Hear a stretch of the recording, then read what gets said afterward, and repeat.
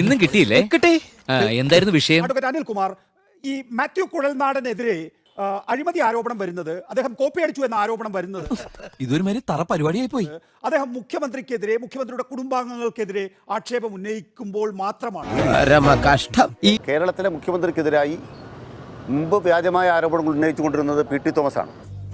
P T തോമസിന്റെ മരണശേഷം അദ്ദേഹത്തിന് പിറക്കാതെ പോയ മകൻ എന്ന പോലെയാണ് ഈ മാത്യു കുഴൽനാടൻ പുതിയൊരു അവതാരമായി വന്നിരിക്കുന്നത്. അമ്മാവൻ കാര്യമായിട്ട് ചൊറിയുന്നുണ്ടല്ലോ. അമ്മാവൻ ചൊറിഞ്ഞൊറിഞ്ഞ് തല്ലു വെച്ച് കൂട്ടുന്നു തോന്നുന്നു. കേരളത്തിലെ സർക്കാരിനും LDF-നും എതിരായി ഈ BJP-ക്ക് പിറക്കാതെ പോയൊരു മകനാണ് മാത്യു കുഴൽനാടൻ. മോനെ ഇനി ഞാൻ കൊന്നുകളായി. അനിൽകുമാർ തെമ്മാർത്തരം പറയരുത്. ഞാൻ പറയുന്നത് താനായിരിക്കും പിറക്കാതെ പോയ ആള്, മനസ്സിലായില്ലേ? ഇനി നീ എങ്ങാനും രാഷ്ട്രീയ മര്യാദ കാണിക്കും. താൻ ആരാ അദ്ദേഹത്തിന് അങ്ങനെ ചലഞ്ച് ചെയ്യാൻ? താൻ ആരാ? ഒരു മര്യാദ കാണിക്കുക.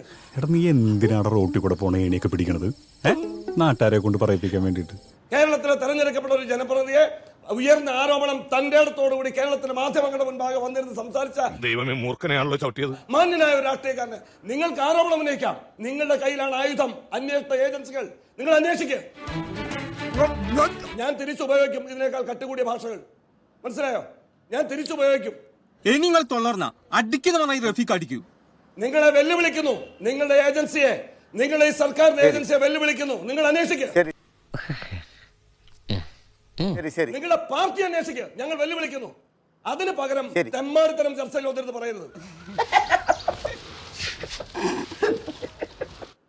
മാന്യമായിട്ട് സംസാരിക്കുക. രാഷ്ട്രീയ പ്രതിയോഗികളോട് മാന്യമായിട്ട് സംസാരിക്കുക. നമ്മൾ എത്ര കാലം ചർച്ചയിൽ നിന്നിട്ടുണ്ട്. നിങ്ങൾ എന്താ ഇങ്ങനെ അധപ്പതിക്കുന്നത്? എന്നെ നാണം കെടുത്തരുത്. എന്റെ അറിവില്ലായ്മ കുറവുണ്ട് അങ്ങനെ പറഞ്ഞു പോയതാണ്. ഈ പുതുപ്പള്ളി തെരഞ്ഞെടുപ്പിൽ നിങ്ങൾ കുറെ ഫേസ്ബുക്ക് പോസ്റ്റ് ഇട്ടല്ലോ. നിങ്ങളെ അംഗീകരിക്കാൻ നിങ്ങളുടെ പാർട്ടി തയ്യാറായോ? നിങ്ങളുടെ ഫേസ്ബുക്ക് പോസ്റ്റുകളെ ഒരു സംസ്ഥാന കമ്മിറ്റി അംഗമായ താങ്കൾ അംഗീകരിക്കാൻ താങ്കളുടെ പാർട്ടി തയ്യാറായോ? പോയി ചത്തുടേടാ. CPM-ന്റെ സംസ്ഥാന സെക്രട്ടറി പരസ്യമായി നിങ്ങളെ തള്ളിയില്ലേ? നിങ്ങൾ ഉയർത്തിയ വിഷയങ്ങൾ തള്ളിയില്ലേ? കിട്ടേണ്ടതൊക്കെ കിട്ടിയല്ലോ. സമാധാനമായ